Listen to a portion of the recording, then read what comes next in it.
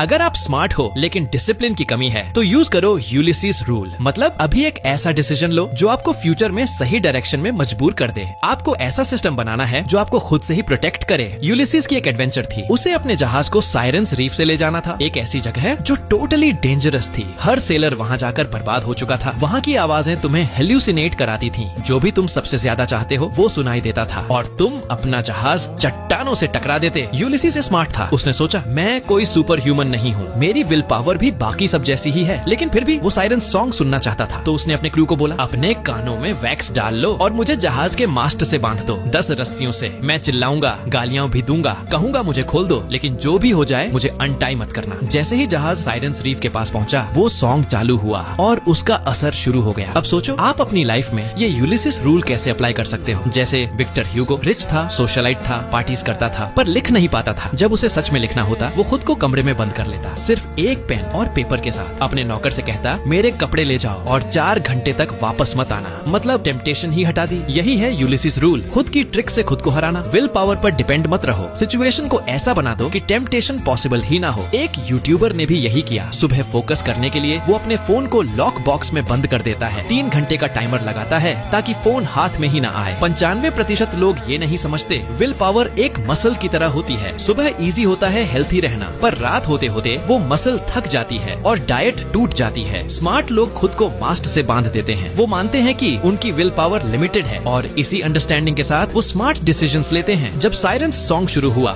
Ulysses को वही सुनाई दिया जिसका उसे सालों से इंतजार था। उसकी वाइफ पेनेलोपी और उसका बेटा टेलेमेचुस चट्टानों से उसे पुकारते हुए यूलिसीज हम तुमसे प्यार करते हैं, वापस आ जाओ। इतने सालों की लड़ाई, दूरियां सब एक पल में टूट गयी। वो पागलों की तरह मास्ट से छूटने की कोशिश करने लगा, चिल्लाया, लड़खड़ाया, लेकिन वो बंधा रहा क्योंकि पहले ही मान लिया था कि विल पावर अकेली काफी नहीं है और उस सोच की वजह से वो बच गया। वो लौट पाया अपने बेटे और रानी के पास।